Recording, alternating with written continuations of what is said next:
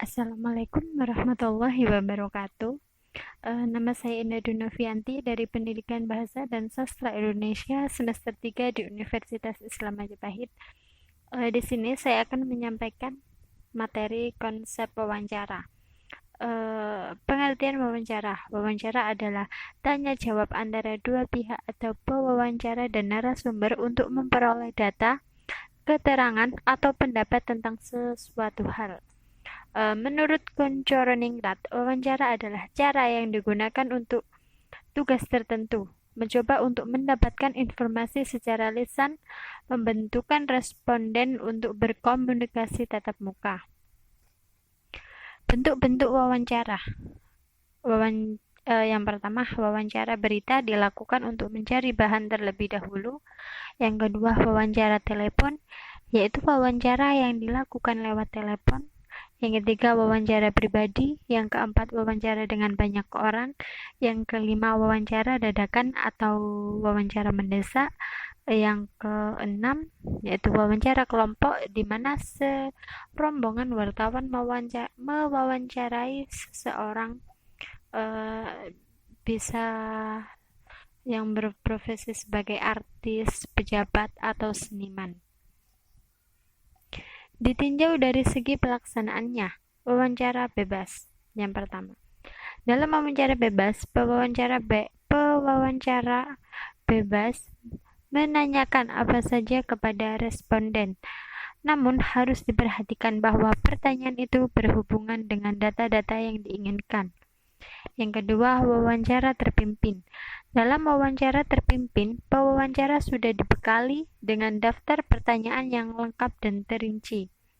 Yang ketiga, wawancara bebas terpimpin. Pewawancara mengombinasikan wawancara bebas dengan wawancara terpimpin yang dalam pelaksanaannya pewawancara sudah membawa pedoman tentang apa-apa yang ditanyakan secara garis besar. Sikap-sikap yang harus dimiliki pewawancara.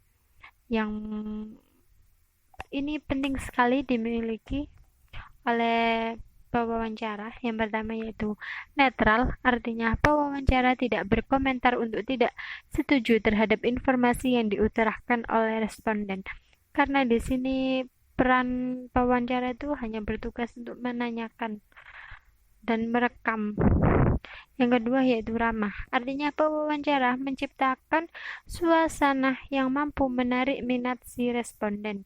Yang ketiga adil, artinya pewawancara harus bisa memperlakukan semua responden dengan sama. Yang keempat, hindari keengganan, artinya pewawancara harus dapat menghindari ketegangan. Jangan sampai responden merasa dihakimi atau diuji. Selanjutnya yaitu jenis-jenis wawancara. Yang pertama, wawancara serta-merta adalah wawancara yang dilaksanakan dalam situasi yang alamiah. Yang kedua, wawancara dengan petunjuk umum adalah wawancara dengan berpedoman pada pokok-pokok atau kerangka permasalahan yang sudah dibuat terlebih dahulu. Yang ketiga, wawancara berdasarkan pertanyaan yang sudah dibakukan.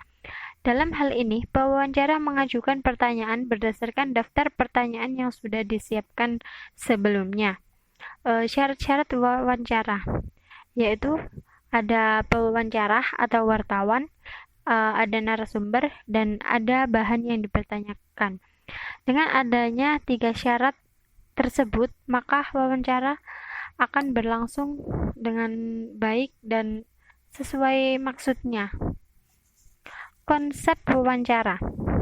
Situasi wawancara dibagi menjadi 4, yaitu yang pertama, waktu wawancara harus dicari sedemikian rupa sehingga bagi responden merupakan waktu yang tidak digunakan untuk bekerja.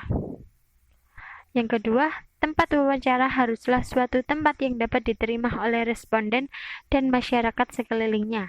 Yang ketiga, kehadiran orang lain dalam wawancara dapat menambah komunikasi. Ada pula yang mengurangi kelancaran komunikasi.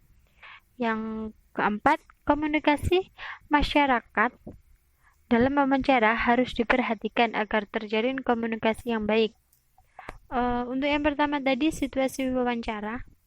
Untuk poin kedua yaitu faktor pewawancara.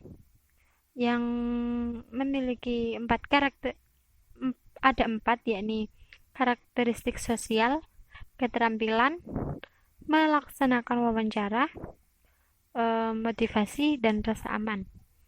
Selanjutnya yaitu faktor responden, dan yang keempat isi schedule kuesioner. Hal-hal yang perlu diperhatikan dalam berwawancara. Yang pertama, menentukan topik wawancara. Yang kedua, menetapkan narasumber. Yang ketiga, menulis daftar pertanyaan. Yang keempat, merencanakan kegiatan wawancara. Yang kelima, mengidentifikasi pertanyaan yang tepat. Yang keenam, membuat janji dengan narasumber dan mengawasi kegiatan wawancara. Maksudnya mengawali. Saya ulangi, membuat janji dengan narasumber dan mengawali kegiatan wawancara. Selanjutnya yaitu menyempurnakan pertanyaan untuk menutup wawancara, dan yang terakhir melaksanakan wawancara. Sekian yang dapat saya sampaikan. Mohon maaf jika terjadi atau ada salah kata yang saya ucapkan. Kurang lebihnya saya mohon maaf. Wassalamualaikum warahmatullahi wabarakatuh.